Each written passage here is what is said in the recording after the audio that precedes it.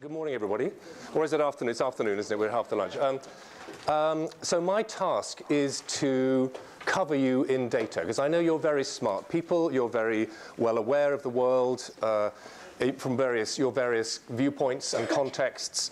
But I've been asked to remind ourselves of the big picture within which your challenge sits. I'm going to put masses of information in front of you. Please don't write it down.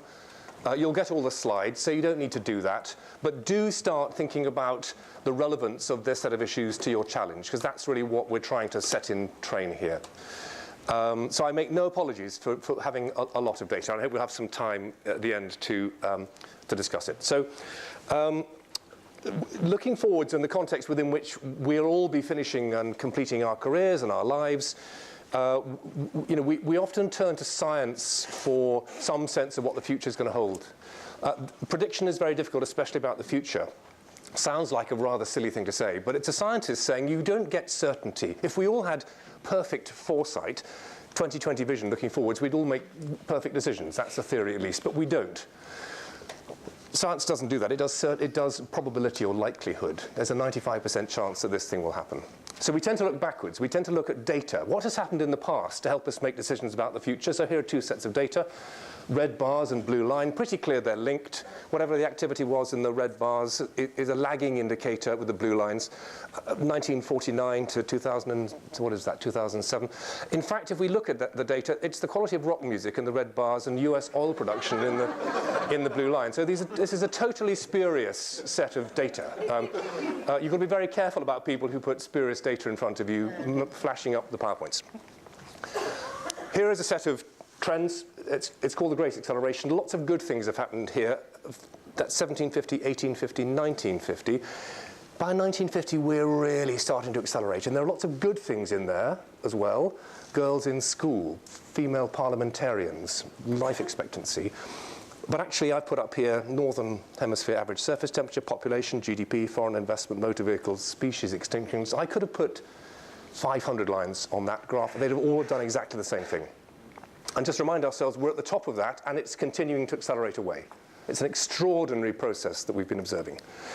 And it's been happening on this single planet. We do not behave as if we have a single planet. You all know the numbers. If we all consumed like North America, or I have to say like, capital like London, we would need 3, 4, 5 planets worth of material, particularly renewable material. We've got a single one. And we're slightly puzzled because the fact that the socket, which is the Earth's resource, is stubbornly the same size, but the plug keeps growing as we keep trying to extract more and more stuff from it to fuel this growth. It gets measured. Earth Overshoot Day is the day in the year when we start using more than one planet's worth of material, renewable material. Water, soil, all those kind of things. In 2013, it was August the 20th. So on August the 21st last year, we started eroding planetary capital. Not a good way to run a business. If we were running this as a business, we're sitting in a business type organization. If we did that year after year after year, I'm sure our auditors would ask us some quite hard questions. And this year, it's going to be even earlier in the year, because we're consuming even more.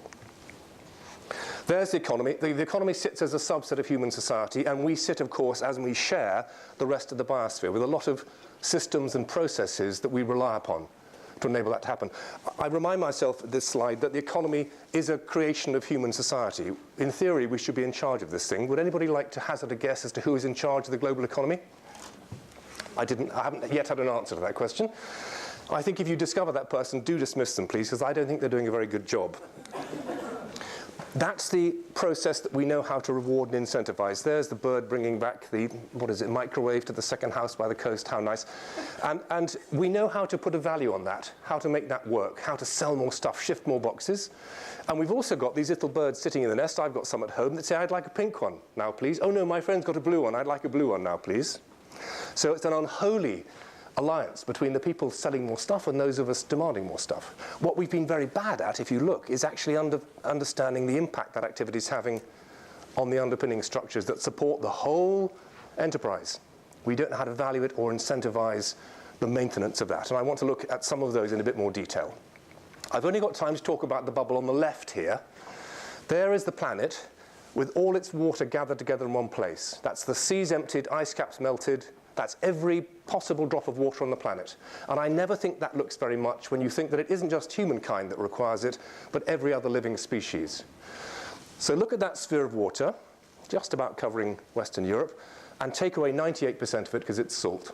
And we're a freshwater species. So of that sphere, we actually only have access, or useful access, to the 2.5%. And of that little sliver, 70% is locked up in ice and needs to stay there because that is 70 meters of sea level rise if we were to access that. So we want that to stay as ice. So we've actually got a very small sliver of what didn't look like a very large piece of what didn't look like a very big sphere to start with. Water is really precious, fresh water particularly so. If we now look at where the water is and where the people are, this is the 1960s, 1970s. The colours are sort of self-evident. Red is not enough water for the people. Orange is you're starting to have to make hard choices between what you do with it. Do we use it to grow food, to wash our cars, whatever else it might be? Let's roll the clock forward to the 2020s, and that area of not enough water for the people starts to grow. Roll it forward to the 2050s, it's getting really quite ugly. Already in the Yemen, they're moving people from the capital, Sana'a, down to the coast. It's much easier to move people than it is to move water. Water is very heavy and very local. So don't think we can just move water around the world. It's almost unaffordable to do so. I could keep pressing this button, but after the 2050s, it's getting a bit vague. Where's the water going to be? Where are the people going to be? And I think we shouldn't kind of go there. But basically, depend on it, it's getting worse. What do we use this precious stuff for? We use it for, as you can see there, agriculture. There's that whoosh curve going up from 1950. Growing food. The blue strip there is our cities. As our cities grow, so they require a lot more water. But basically, it's agriculture that uses most of the world's fresh water, and it does so often quite inefficiently. Irrigation techniques in hot countries, things that actually we could get a lot better at, but that's where the water gets used. How much? Well, actually, there's a lot of water lurking not just in food, but in things like refrigerators and cars and other manufacturers. But if we just compare a slice of bread, an apple, a cup of coffee, you're talking tens of litres of water for every kind of unit that we consume. When you start getting into meat, that multiplies many, many times. 15,000 litres at least of water for a kilo of beef. Makes meat very expensive in water terms. These things are measured and tracked. The arrows and the green countries are the places where we grow our food, and basically agricultural production. And the red countries are those that import food, and they're basically importing the water it took to grow it. It's called virtual water. It's disappointing that a changing climate is going to have the biggest impact on those countries coloured green, where we currently grow our food and export it. A climate change will improve growing conditions in some of the red countries, but by no means will it compensate for the potential damage that it will do to where we currently grow our surpluses. Particularly when you think of the scale of the challenge. To meet the increasing demand for a growing population, we need to produce more food in the next 40 years than has been produced in the last 8,000. Oh my goodness, can that possibly be true? Is that another rock song oil type fact? It's a fact. How many people were there 8,000 years ago anyway? Probably nobody there. That's what happens when you start to get big numbers increasing a lot. You get this kind of mathematical doubling issues. I don't know how many mathematicians there are in the room, but that's a very scary statistic when you think of how much water that's going to require and how much energy that's going to require. We'll come back to that. And that's going to have to happen with actually less land available than you think. The proportion of the world's land that is suitable for growing food on is relatively small. Makes it very precious. And what we do to it is we put a plough in it, we take off natural vegetation, and we immediately start to degrade that soil. Soil erosion, huge issue. Lots of scientists think this is one of the most worrying slides in the whole of my very depressing set of slides. Oh, it's okay, there's stable soil. Where's the stable soil? It's at the top of the map. Fantastic, lots of it. Why is it stable? Because it's frozen solid. What are we doing? Warming it up. What will we do as soon as it's warmed up? We'll put a plough into it. And why will we? Because we'll need to grow the food to feed the people. And what will happen to the soil? You can do your own sums. The other reason we've been able to grow lots of food is we've been putting on a lot of fertilizer. We've been getting a lot more out of that precious land. The top line there is growth in nitrogen fertilizer consumption. Let's remind ourselves nitrogen fertilizer mostly comes from fossil fuels. There's potash and phosphorus, very important too, but mostly it's fossil fuels. The bottom line is land. So the amount of land available to grow things on is pretty much flat. We're not going to invent much more of that. We'll probably plant on steeper slopes and cut down some more rainforest, but we shouldn't be doing that.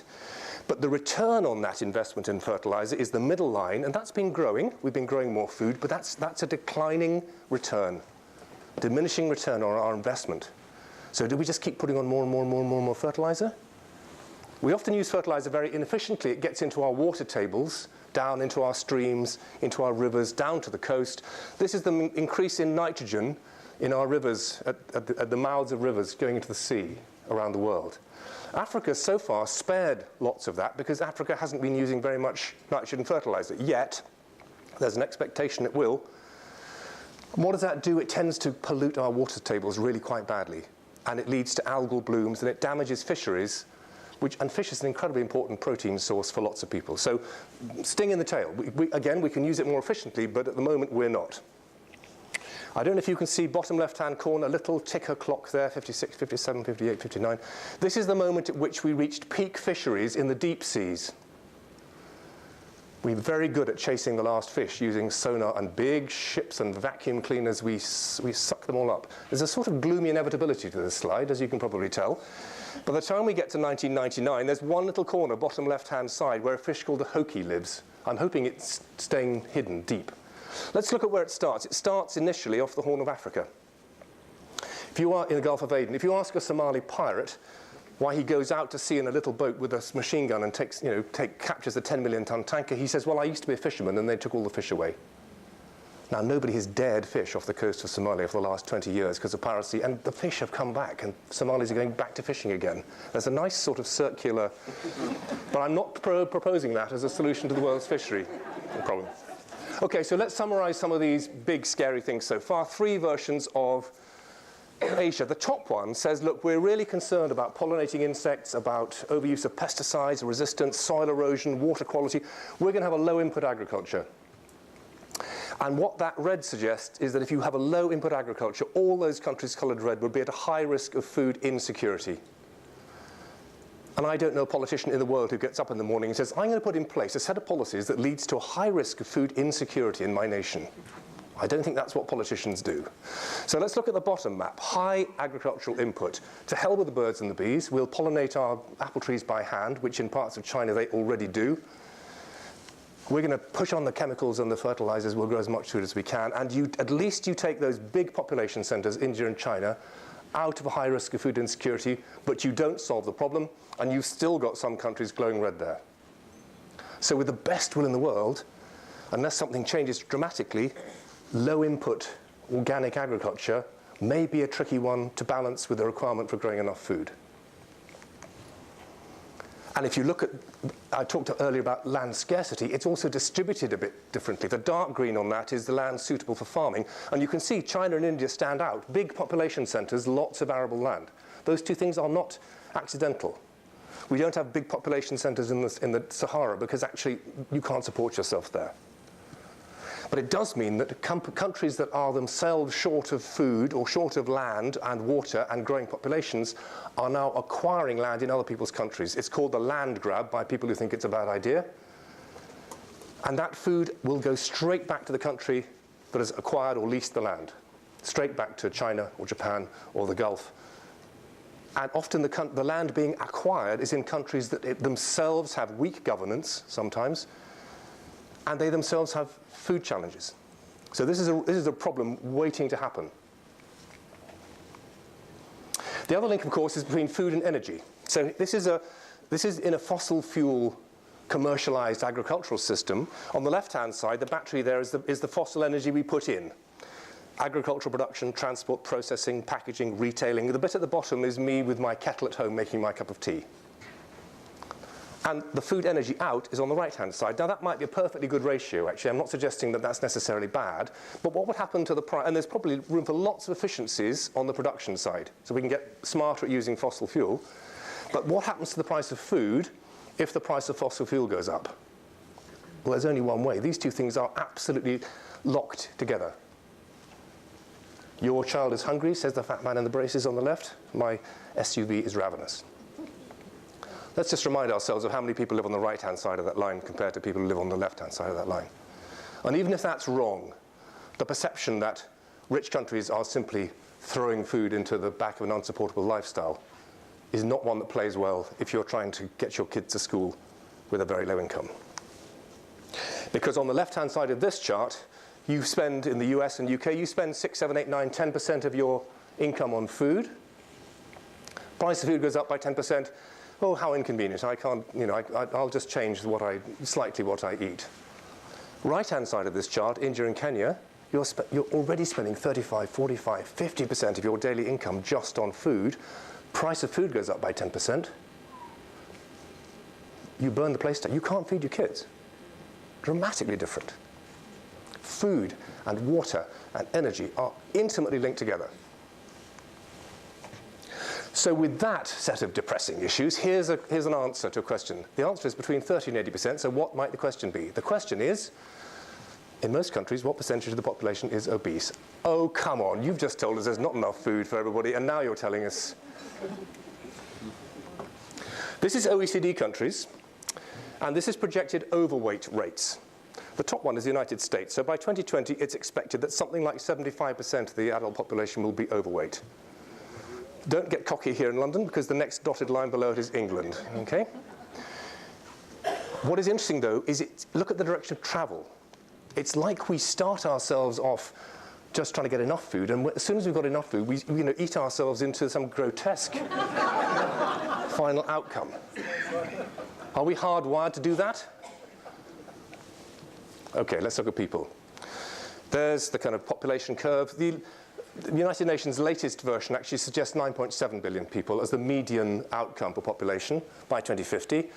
And you can see how that's made up. Developed countries at the bottom. I don't really like that as a description, but China, India growing a bit but slowing down. Rest of the world, lots of growth, huge growth there. Where are we now? We're something just over 7.2 billion. If you go online and put in world population clock, it's completely hypnotic. You can see the number going tick, tick, tick, tick, tick, tick, tick, tick, tick, tick. By the way, I like babies. I love babies, so I'm not anti-baby at all. This is a slightly different slide in the sense that it's projecting a population up to 2100.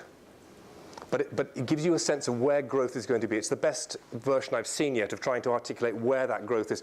The blue circles are 1950, and the red circles are 2100. And you can see where the growth is and where the growth isn't. So where the growth isn't is Europe and Soviet Union. And where the growth is most other places, with some of it really spectacular growth. To give you some sense of where that growth is going to be, I think it's interesting that the population of Nigeria will exceed that of the United States by 2020. And that's just Nigeria, sitting on that map. Huge, huge, explosive growth. The good news about population is that the rate of growth is slowing down. And has been doing so, actually, since the 1960s. We kind of know what drives population growth. It's partly prosperity. If you're Swedish, you have 1.2 children and a cottage by a lake and a boat. And if you're living in northern Nigeria, you might have 6 children. Those are both perfectly logical decisions in that setting. So population growth is educating your girls. Educate your girls. That's one of the most fantastic investments in human dignity, apart from anything else. The other reason population is growing is that we're not dying. Oh my God, he's given us a good piece of news after 15 minutes. And we're not dying because we've worked out a lot of stuff around health and nutrition and exercise and lots of positive things. If you were born in 1960, the purple countries were living into your 70s or 80s, right down to your 30s. I think we forget how grisly life was in the Soviet Union in the 1960s. Roll the clock forward, 1970, we're all living longer.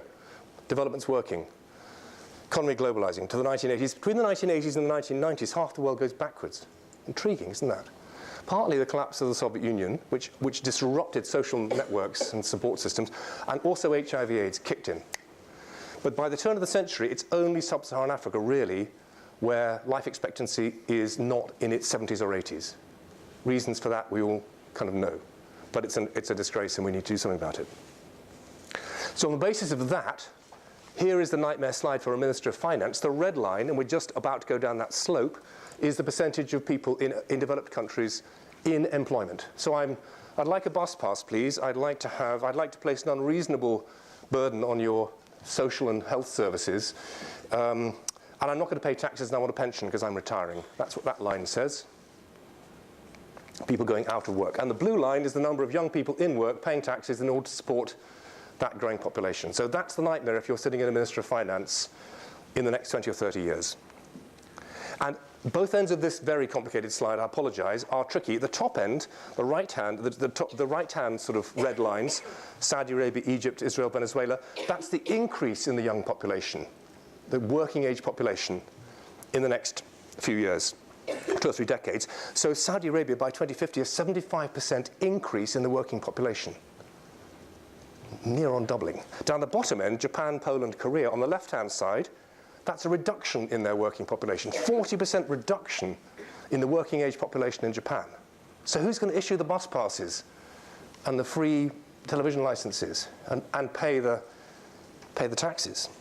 The one that stands out for me in all of this is that the World Bank estimates we're going to need to create between 80 and 100 million jobs in the Middle East and North Africa in the next 20 years. 100 million new jobs. What do 100 million young people without jobs do if we're going to put up the price of energy, make water scarce, and the price of food goes up? What do you do if you haven't got a job under those circumstances? My hunch is you don't just sit on your hands and say, oh, that's all right. Not least because you're connected to the internet. You know what's happening elsewhere. So this population, which is going to be increasingly old in some parts of the world and increasingly young in others, will be basically all living in cities. We're already more than half the world's population living in cities, and that trend continues to grow. Rural populations in decline the world over. And when I was growing up, I was always taught that this was the city of the 21st century. It's kind of clean and plexiglass. There we all are standing by the reflecting pond, reciting poetry with all our spare time. That's a very lovely place to be. I don't know what power source is generating it, but we're in the 21st century. And surprise, surprise, this is the city of the 21st century for very large numbers of people. It's not that previous picture. These are fantastically vibrant places. I chair a little water company. We work in these places, brilliant in lots of ways, but I wouldn't want to bring my children up there. The rule of law doesn't work very well in there. Water and sanitation certainly are expensive. This is not the future for the next 2.5 billion people, please. Cities really matter, and cities are very vibrant. This shows 3 different circles. The light green circles here are the top 50 cities by GDP, so the richest cities in the world. And the light green ones are those cities that were rich in the top 50 in 2007 and in 2025. Okay, so they stay rich. The dark green cities are the ones that join the top 50 by 2025. And the empty circles are those that drop out. Let's have a quick look at the ones that drop out. Barcelona, Detroit, Hamburg, Lille, Melbourne, Munich, Oslo, Rio, Stuttgart, Taipei, Vienna. They're no longer in the top 50. The ones that join the top 50, I can't even pronounce their names, actually. Guangzhou, Hangzhou, Nanjing, Shenyang, Shenzhen, Tianjin. I couldn't put them on a map. Cities account for a dramatic proportion of the world's economy. They are huge consumers of stuff and producers of waste. 70% of us will live in them really quite soon. And interestingly, a lot of them are sitting by the coast for lots of good reasons. We've all made assumptions that the sea doesn't change level. That's a very short-term thought. Right. Climate change. No, can I press on? Because otherwise they're going to kick me horribly. We'll come back to it. So climate change. I apologize for this shorthand version of a changing climate. But it is important to remind ourselves that I'm not a scientist here.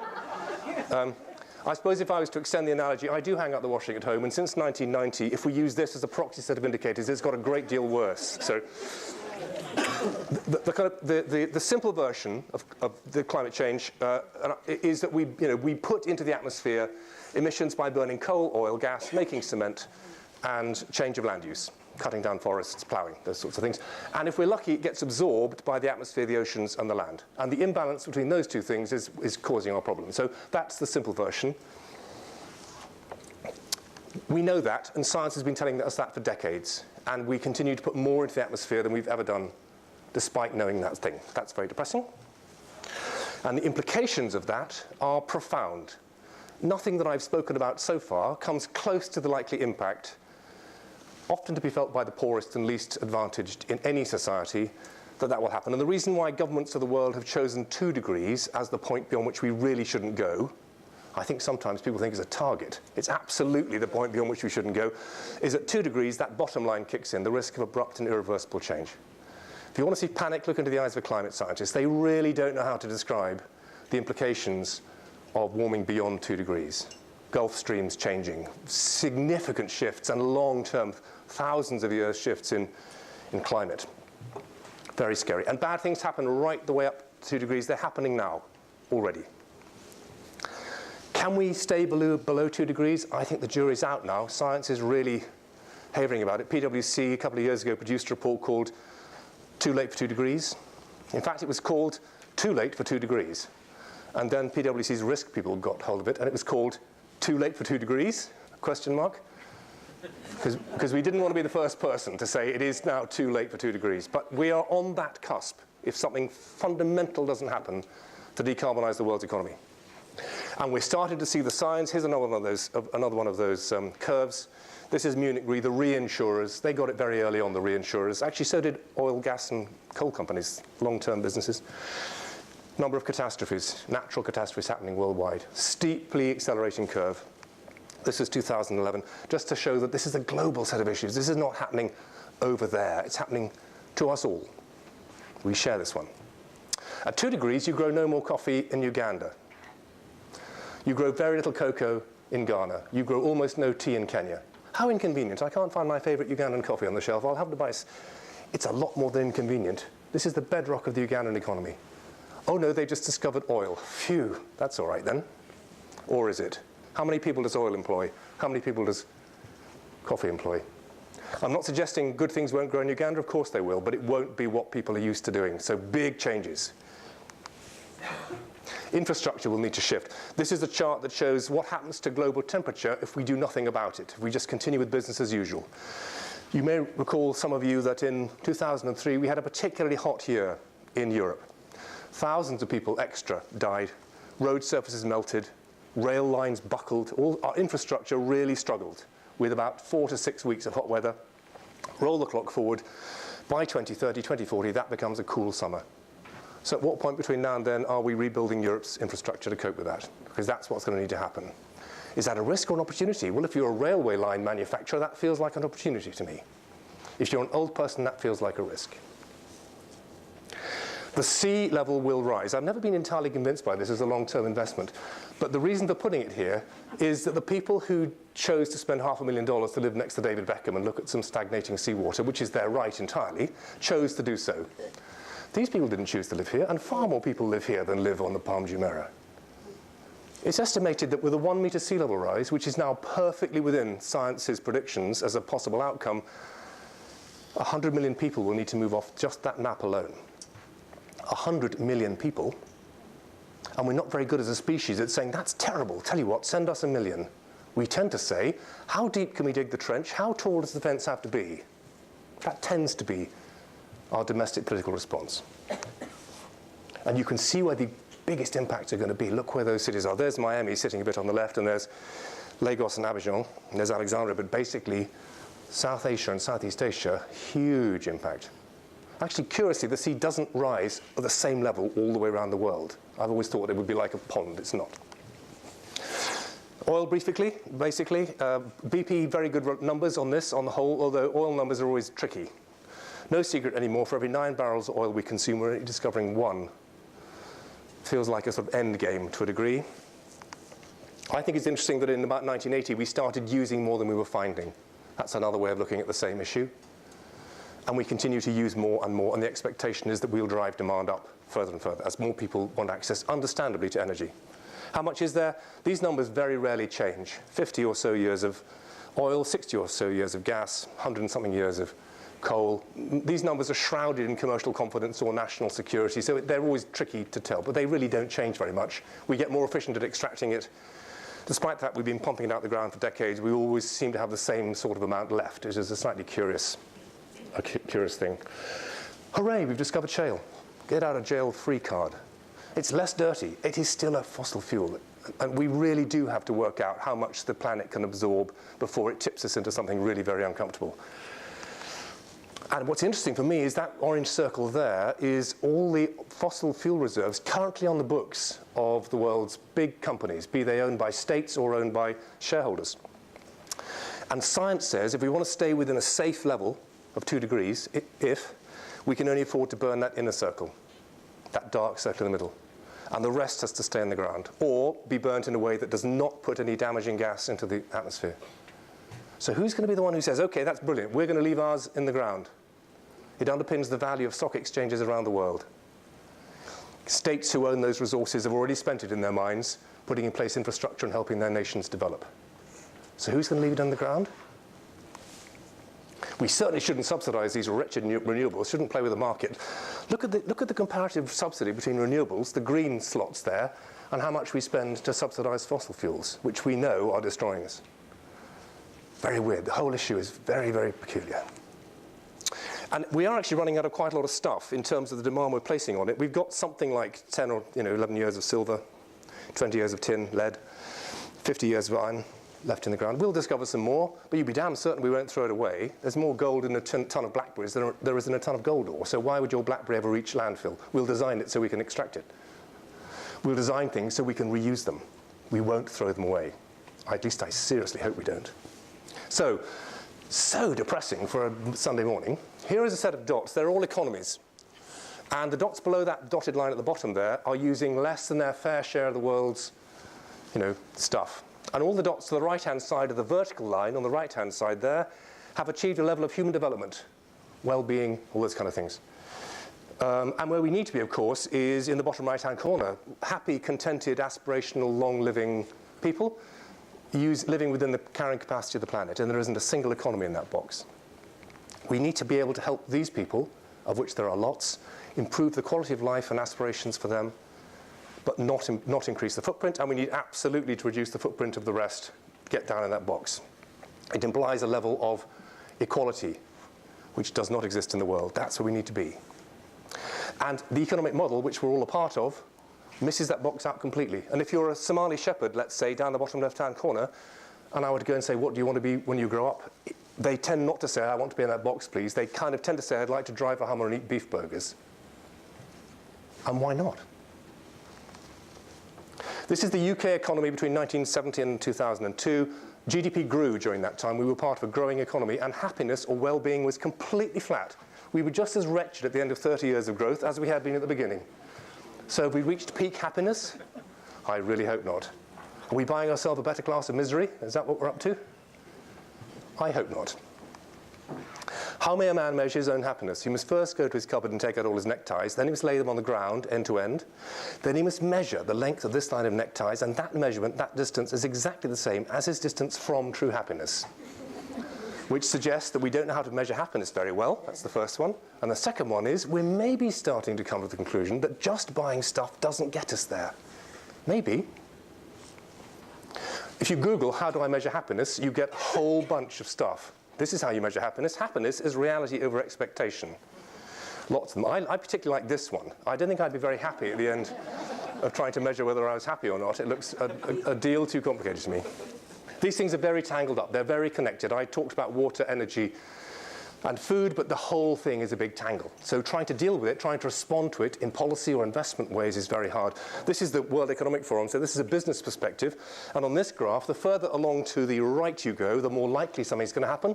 And the further up, the biggest impact it will have from a business perspective. And what's really interesting is that they think this year the most likely risk is income inequality around the world. It's very corrosive between economies and within economies. The obvious ones are there: extreme weather, underemployment, climate change, water. They're all the ones that you sort of expect to be there. And they're not just environmental, they're not just social, they're not just economic, they are a tangle of those things, and they are cause and effect.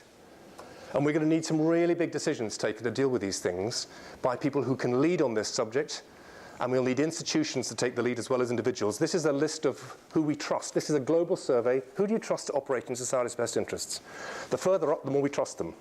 I've got an NGO background. I'm delighted to see NGOs near the top. I'm always a bit surprised, but they're there. But towards the bottom, we don't think global companies or large national companies are to be trusted. Deservedly or not, that's where we put them.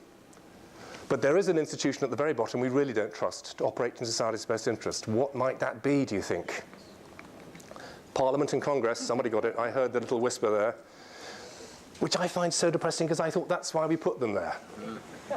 But it's okay. As things start to get a bit wobbly, 100 million unemployed young people, expensive energy and food and water, there's an institution that we can turn to because we trust them. Who might that be? The armed forces. If I show that slide in Sweden, they say, you've got that slide upside down. But for most of the world, they don't say that. They say, that sounds about right to us.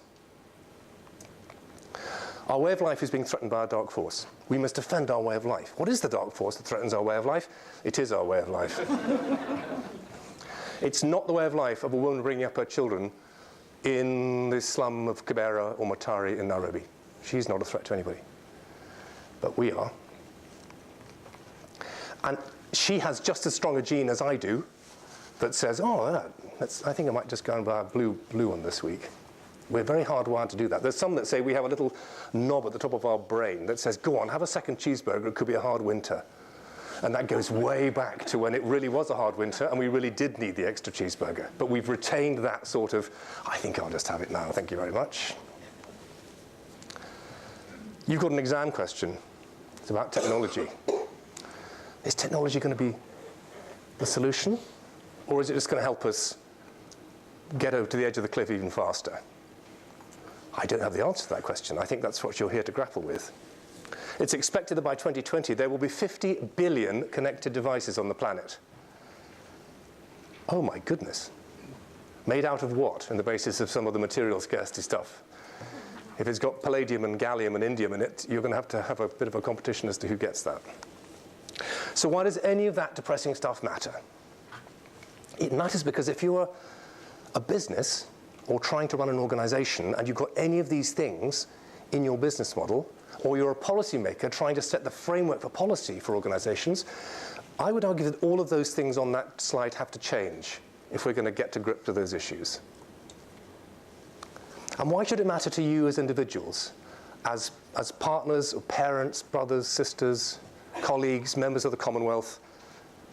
Because each of these things probably is going to be impacted significantly as well. And that's not a selfish reason for doing something, but there are perfectly altruistic and perfectly good selfish reasons for changing things and making them better. So there's the good ship Commonwealth, or there's the good ship company, or the good ship NGO. You may be the skipper of that ship. You may be on the bridge. You've got some choices to make about direction of travel. It looks a pretty good ship. And strong, fit for purpose.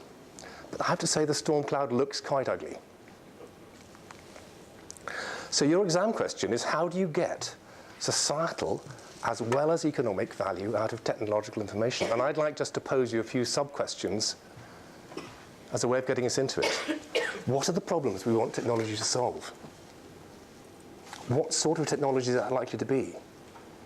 Where's the innovation going to come from?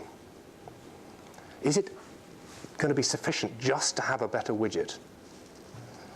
And what does leadership look like? Thank you very much for your attention.